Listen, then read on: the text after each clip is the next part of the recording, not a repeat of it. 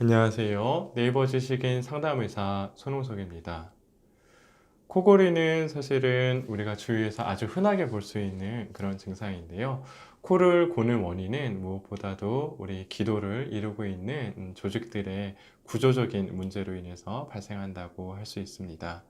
우리 기도를 이루고 있는 조직들 중에서 우리 목젖이 있는 부위, 그리고 목젖보다 조금 위쪽의 연구개, 혹은 혀의 가장 이제 밑부리 이런 부위들은 전부 점막 혹은 근육처럼 단단한 지지해주는 뼈나 연골 같은 구조가 없는 연조직들로 이루어져 있습니다.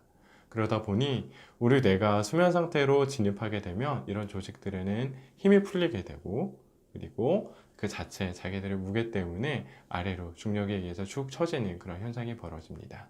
누구나 다 수면 중에는 깨어있을 때보다 기도가 평소보다 좁아진다라고 볼 수 있겠는데요.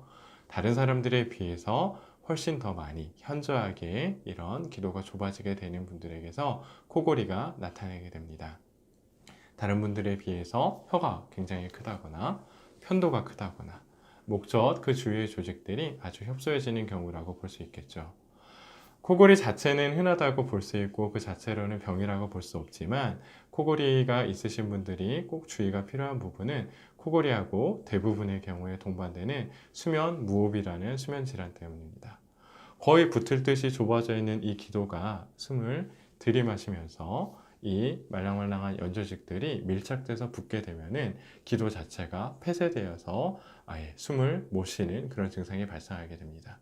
주무시는 중에 코를 고는 중에 코를 골다가 숨을 안 쉬고 또 10초 이상 숨을 안 쉬는 경우를 수면 무호흡이 있다라고 의심할 수 있겠는데요.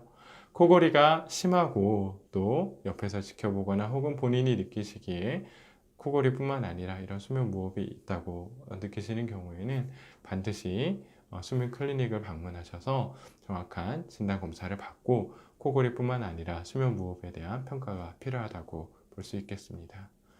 도움이 되셨기를 바랍니다. 감사합니다.